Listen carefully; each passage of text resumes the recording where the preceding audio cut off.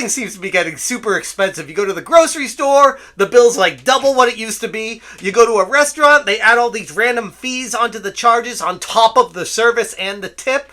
And now when we get to video games, they want to start adding a tip for developers. What's going on, guys? Welcome to another episode of Smash JT. Mike Ybarra, the former president of Blizzard, recently made a controversial tweet telling people that maybe we should consider tipping developers because they work so hard on the games and they're just barely getting by. I mean, they're struggling. They don't know how they're going to make their next mortgage payment. Well, I don't know if it's that dire, but this is getting pretty ridiculous. JT. Hit that subscribe, give me a like, and check out SmashJT.com for the full article, resources, and references in the link I will provide in the description. For this video, let's go through this tweet from Mike Ybarra, because yikes. I've thought about this idea for a while as a player since I've been diving into single-player games lately.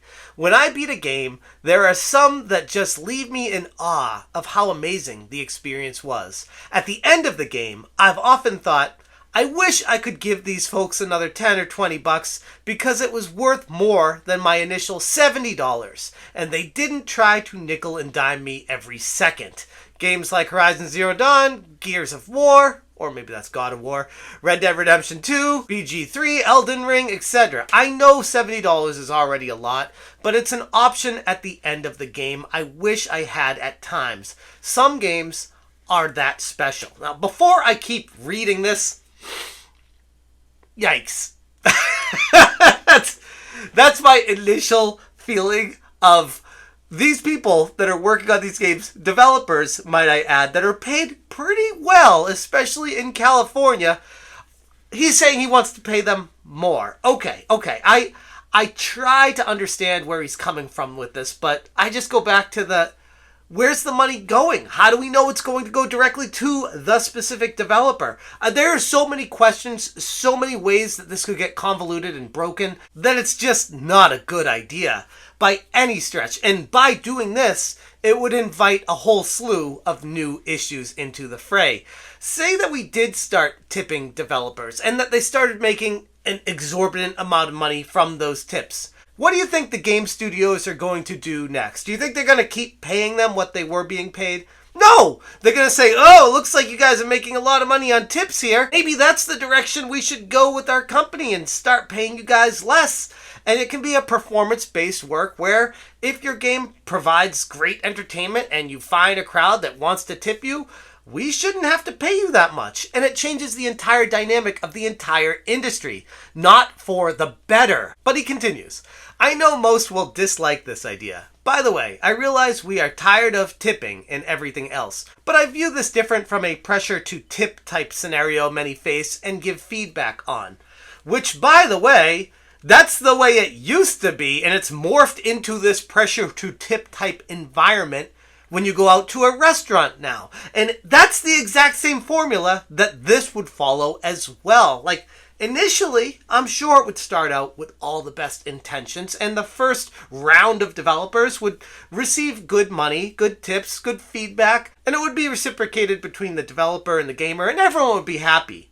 And then the next generation of developers come in, and the next, and the next, and the whole process would start to degrade into what we look at tipping now when it comes to basically every walk of life. And I'm not someone who's against tipping, by the way. I typically tip very well, especially at a restaurant.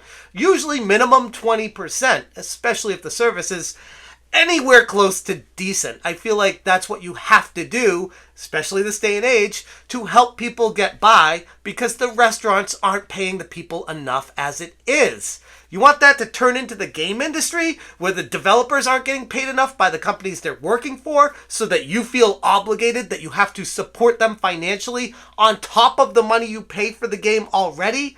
No, this is an atrocious idea from Jump Street.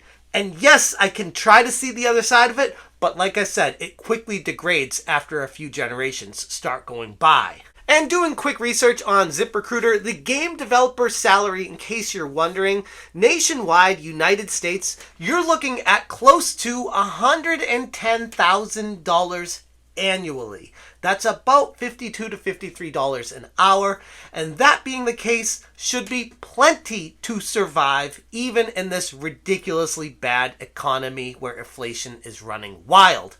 Unless you're in California, but I'd like to think California would offset the balance of the rest of the nation, where people in California get paid living expenses and additional fees and costs because it costs more to live here in the first place, where people being developers rest of the country probably make a little bit less, and that's how we get the balance of around $108,000 to $110,000 annually. Chaiwafu Tessido said, I gifted Baldur's Gate 3 to my best friend, so I bought it twice. Maybe buying the game for someone else more than once or updating to a collector's edition is a nice way to do it. To which Mike Ybarra wrote back, great idea. So at least he's willing to see that there are other ways around just tipping straight up to the developers. And I'll be honest, even in my own experience, I've played games in the past where I'm like, damn, I got way more than, in this case, $60 out of Chrono Trigger when that came out on the Super Nintendo. I got way more out of Secret of Mana. Or more modern games, I got way more out of Final Fantasy VII Remake than the initial $70. Or Breath of the Wild, or Tears of the Kingdom. Like, there are so many games that I have gotten way more than my money's worth out of the games playing them, and that was a win. I feel like that's the way it should be. Then you go into getting games where you spend 50, 60, 70 bucks, or any Ubisoft game where you buy it full price and see it half price the next week, and you feel like you've been cheated. You feel like you're not getting your money's worth out of the game because it just falls apart after the initial hour or two of playing it. And right there, I think, is the equilibrium, the balance, the yin and yang of being a gamer these days. You win some, you lose some. You shouldn't have to pay extra for the ones you win on, because the ones you lose on aren't paying you back if they suck. And right there is why tipping should not be a part of game development. At least in my opinion. But again, I want to throw this out to you guys. I already said it on Twitter. I thought it was ridiculous. I asked the community what you guys thought, and there was some serious feedback echoing my sentiment on this as well. But I thought it was an interesting topic to discuss and debate, to see if there's anything to this, especially in the modern era of ridiculous prices that we find ourselves in today. Soliant said, it's laughable. I would love to tip some indie devs, but surely no big studio. Would anyone believe that this money would even make it to the people that actually made the game? You just financed the golden parachute of a guy like Bobby Kotick. NebG said, make better games people want without unnecessary censorship and propaganda. Then they won't have to worry about tips. Keep an eye on the launch of Stellar Blade. I have a feeling Shift Up is going to see a rather large payday from that game. Asking for tips is petty. Nerdcrave said, how exactly does this work? Where would I send the money? And who of the 3,000 people working on it gets it? Weird, man. Taking America Viral said, hard no. How elitist. I'm barely middle class anymore. I'll play older games. And the comments go on from there. I will link this in my article as well if you want to read them all. They are classic feedback. And again, echoing the sentiments of exactly how I feel with this entire situation. Tipping in any walk of life has really turned into a slippery slope of destruction. It's almost like the path to hell is paved with good intentions. I don't think Mike Ybarra had nefarious intentions with this tweet. In fact, I think he was looking at it like, hey, what can we do to help these developers make more money, promote better games, and make the gaming industry better? I genuinely feel like it came from a place of good. But the outcome from doing stuff like this may initially be good and positive, but down the road, it is ultimate destruction. It's like the worst thing you can possibly do.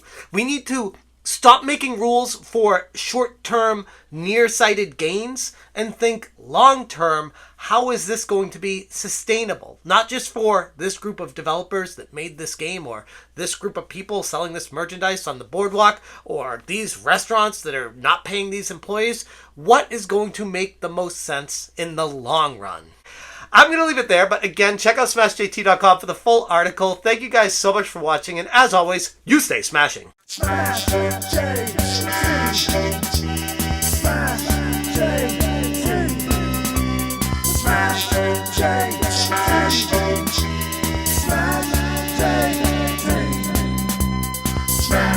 Check